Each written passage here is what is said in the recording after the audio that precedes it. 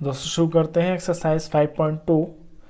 Question number 1 है, how would you rewrite Euclid's fifth postulate so that it would be easier to understand. आप Euclid के fifth postulate को कैसे आसानी से लिख सकते हैं ताकि इसको और अच्छे से समझा जा सके।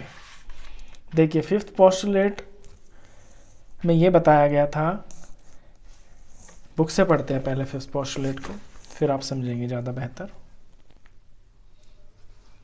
If a straight line falling on two straight lines makes the interior angles on the same side of it taken together less than two right angles, then the two straight lines, if produced indefinitely, meet on that side on which the sum of angles is less than two right angles. ये मैं आपको इसकी first video में भी समझा चुका हूँ इस फिफ्थ पोस्टुलेट को। इसमें यह कहता है कि अगर कोई दो सीधी लाइनें हैं और उनके ऊपर एक सीधी लाइन पड़ रही है ऊपर से, तो जो इंटीरियर एंगल्स बन रहे हैं ना, जिस तरफ के इंटीरियर एंगल्स का सम टू राइट एंगल्स यानी कि 180 डिग्री से कम होता है, वो आगे बढ़ाने पर वो लाइनें आपस में कहीं ना कहीं जाके टकरा जाएंगी। ये है फिफ्थ पोस्टुलेट। इसी को इजी लैंग्वेज में कैसे लिख सकते हैं? When two lines are cut by a third line, जैसे कि ये आपकी टू लाइंस हैं, cut by a third line, इसको थर्ड लाइन ने कट किया, such that the sum of interior angles is less than 180, इस तरह से कट किया कि इंटीरियर एंगल्स का जो सम है ना, ये दोनों मेरे इंटीरियर एंगल्स है, ये ए और बी मान लिया मैंने, तो ए और बी का जो सम है वो 180 से कम है, यानी ए प्लस बी मिलके आपका 180 से कम है ऑन वन साइड, यानी इस तरफ। Then first two lines intersect on the same side, तो जो मेरी जो पहली लाइन है ना, जो यहाँ कट कर रही थी, माने कि ये वाली लाइन है, ये आपस में उसी तरफ जाके कट जाएंगी, यानी सेम साइड। जिस तरफ मेरे ये एंगल्स प्लस होके 180 से कम आए, ये वाली जो दोनों लाइनें ये आपस में इसी तरफ जाके कहीं पे कट जाएंगी। ये है फिफ्थ पोस्टुलेट। इसको इस तरह से आसान लैंग्वेज में लिख सकते हैं आप। चलिए, ये तो हो गया। क्वेश्चन नंबर 2 है, वो भी आपका इसी पोस्टुलेट के ऊपर बेस्ड है। ये काफ़ी इंपॉर्टेंट है पोस्टुलेट, इसी से रिलेटेड क्वेश्चन ज़्यादा आते हैं आपके। चलिए, क्वेश्चन 2 में कहता है, does Euclid's fifth postulate imply the existence of parallel lines, कि यूक्लिड का जो फिफ्थ पोस्टुलेट है वो पैरेलल लाइन होने का आपको इम्प्लाई करता है क्या? वो उससे पता चलता है कि कहीं पे पैरेलल लाइंस भी होती हैं।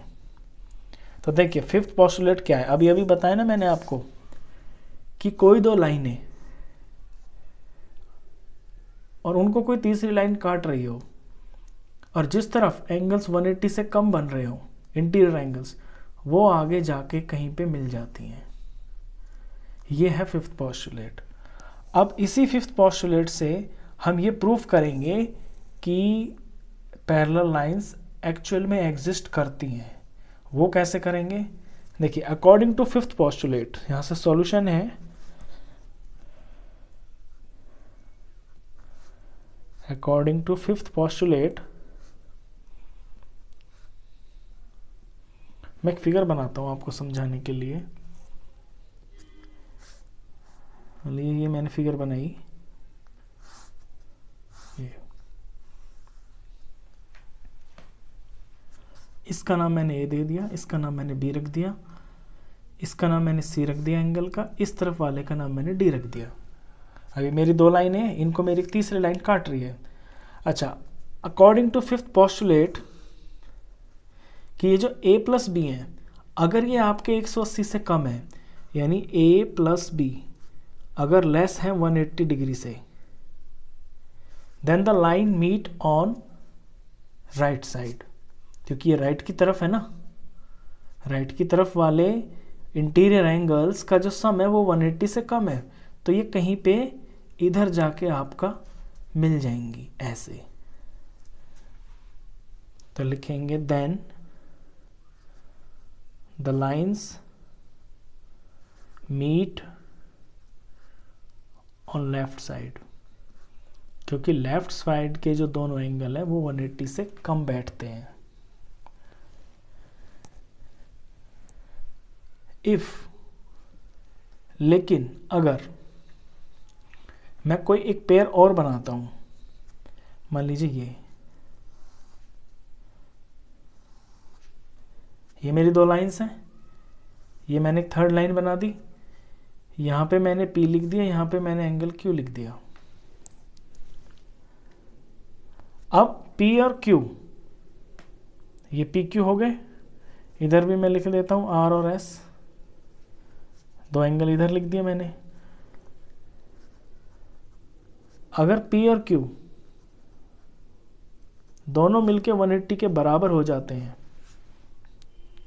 और एंगल R और एंगल S, ये R और S हैं, मैंने छोटे में लिख लेता हूं, ये मैंने वैल्यू लिखी है एंगल की, R और S, ये भी दोनों मिलके 180 के हो जाते हैं। तो फिर ये लाइनें कहाँ मिलेंगी? देखिए ये पेयर भी आपका 180 से कम नहीं बैठ रहा, 180 के बराबर है, 180 से कम नहीं है, इसका मतलब है कि ये कहीं भी आगे जाके नहीं मिलेंगी। और ये भी आपका 180 से कम नहीं है, यानी कि ये भी आपकी कहीं नहीं मिलेंगी। तो फिर होगा क्या? होगा ये कि ये कभी भी नहीं मिलेंगी, कभी भी नहीं मिलेंगी, तो यानी का मतलब कि ये पैरेलल लाइंस है। तो इस तरह से फिफ्थ पोस्टुलेट को यूज करके आप ये शो कर सकते हैं, आप प्रूव कर सकते हैं कि हाँ पैरेलल लाइंस भी होती हैं। अच्छा, फर्स्ट में ना मैंने एक चीज़ मिस कर दी कि जैसे यहाँ पे A प्लस बी को छोटा दिखाया है ना 180 से, यहाँ पे C और D को भी आप दिखा दीजिए 180 से बड़ा। वो क्यों होगा ये भी बताता हूँ। तो C प्लस D ये बड़ा होगा आपका 180 से। तो दो चीज़ें लिखनी है आपको कि A प्लस बी को छोटा दिखाइए 180 से, फिर ये भी दिखाइए कि जो C प्लस डी है ना, यानी दूसरी साइड वाले एंगल्स, वो आपके बड़े हैं 180 से, और वो बड़े होंगे भी, क्योंकि चारों एंगल मिलके 360 होते हैं ना, लीनियर पेयर तो बन ही रहा है ये, तो ये तो बड़े होंगे। तो तब ऐसा होता है तो वो वाली साइड मिल जाएंगे जिस तरफ आपके छोटे हैं, यानी कि इस तरफ। अब दूसरे में क्या होगा, एक ऐसा पेयर बनाइए जहां पे दोनों तरफ के एंगल्स आपके 180 हैं, ये दोनों 180, ये दोनों भी 180, तो ये लाइनें यहाँ इस तरफ भी नहीं मिलेंगी, ये लाइनें इस तरफ भी नहीं मिलेंगी, तो होगा क्या, फिर ये पैरेलल लाइंस है। बस यही रिजल्ट है। अब लैंग्वेज में लिखना है आपको। It means these lines never meet on left side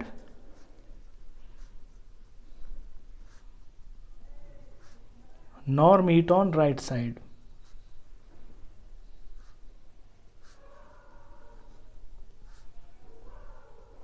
ना तो ये लेफ्ट साइड मिलेंगी और ना ही ये राइट साइड मिलेंगी, तो क्या होगा, therefore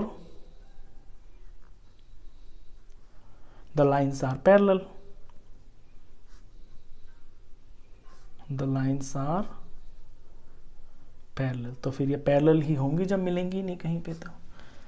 तो फिफ्थ पोस्टुलेट से रिलेटेड ये क्वेश्चन था। ये दो क्वेश्चन थे आपके, काफ़ी इंपॉर्टेंट है ये एक्सरसाइज, ये इस एक्सरसाइज में से पेपर में आपका क्वेश्चन आता है।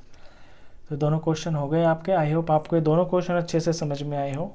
वीडियो अगर अच्छा लगा हो तो प्लीज़ इसे लाइक कर देना, फ्रेंड्स में शेयर कर देना, और 9th क्लास का कंप्लीट मैथ्स पढ़ने के लिए आप इस चैनल को भी सब्सक्राइब कर देना।